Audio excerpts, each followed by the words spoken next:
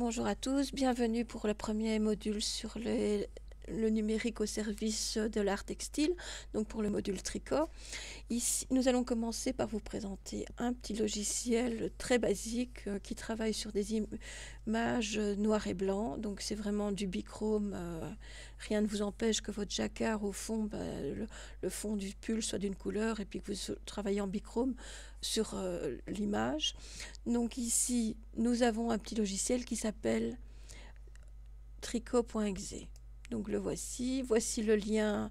Je vous le mettrai sur un petit... Donc je vous donnerai le lien accessible par la suite. Ici, vous voyez, il est date de 2005, donc il est très, très vieux. C'est la raison aussi pour laquelle il est assez basique. Il fonctionne sur Windows, Linux et Apple. Vous avez le lien de téléchargement ici qui s'appelle tricot.exe. Vous allez dessus. Vous faites l'enregistrement du fichier et automatiquement, vous allez le voir s'afficher ici pour Firefox.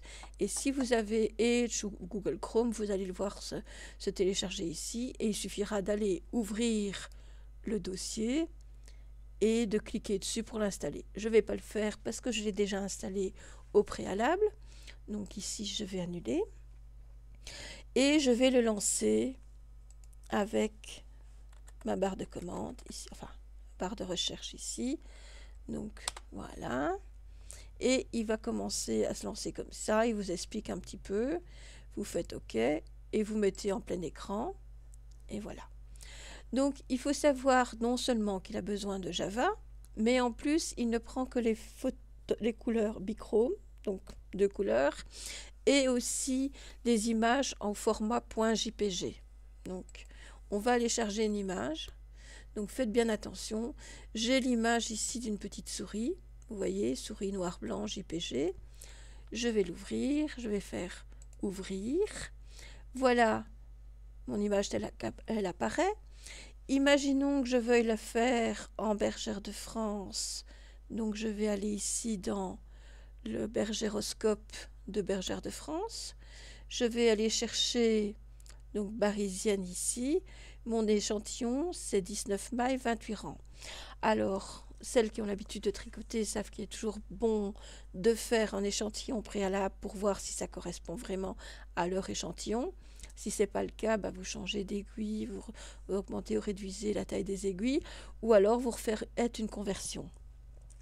Ici, donc, on a 19 mailles, 28 rangs. Nous allons retourner sur notre programme et nous allons mettre ici nombre de mailles 19 et 28 en nombre de rangs. Je vais garder les proportions. Regardez ici, c'est pour l'affichage de la grille, de l'image. Et le jacquard, on ne l'a pas encore puisqu'on n'a pas encore lancé. Une fois que j'ai ceci, donc je peux appliquer le zoom 2, 3 fois, etc. Je vais le laisser à 2 fois. Je vais aller dans éditer, calculer automatiquement le jacquard. Et là, vous voyez, vous avez des points rouges qui s'affichent. Si je retire la grille et l'image, et bien voilà, mon point est fait. Donc rien ne vous empêche d'aller corriger ceci. Imaginons que vous vouliez remettre des points supplémentaires. Il le fait déjà très bien comme ça. Vous voyez, on va peut-être en rajouter un ici au niveau de l'oreille. Donc je vais afficher ma grille et je vais cliquer ici et je vais afficher un petit point. La même chose ici dans les vibrisses. Je vais peut-être faire descendre un petit peu ici. Donc si je retire ma grille, voilà. Une fois que j'ai ceci, donc je vais laisser afficher la grille. Il permet d'imprimer, mais alors on rencontre souvent des soucis, c'est certainement un bug, etc. Donc ce que je vous conseille de faire, c'est de simplement descendre ceci et faire une impression écran de ceci. Alors pour cela, nous avons sur Windows 10 un petit outil qui s'appelle capture d'écran. Outil capture d'écran, ce sont les petits ciseaux ici. Vous cliquez dessus, vous faites nouveau, et là vous avez cette barre, vous allez cliquer, l'idéal c'est même de garder un peu la grille, et puis vous tirez jusqu'au moment où vous arrivez. Voilà, et comme ça vous avez cette image, vous allez l'enregistrer, enregistrer sous, donc je vais le mettre ici, et je vais mettre souris jacquard, par exemple. Par la suite, il suffit de l'intégrer proportionnellement à votre tricot de manière à pouvoir bien la placer. Alors, ce qu'on aurait pu faire aussi, c'est par exemple marquer le fond d'une couleur, donc avec des points rouges, garder les traits sans ces points rouges de jacquard et faire ici l'intérieur. Et on aurait un effet l'inverse en fait. C'est tout à fait possible aussi.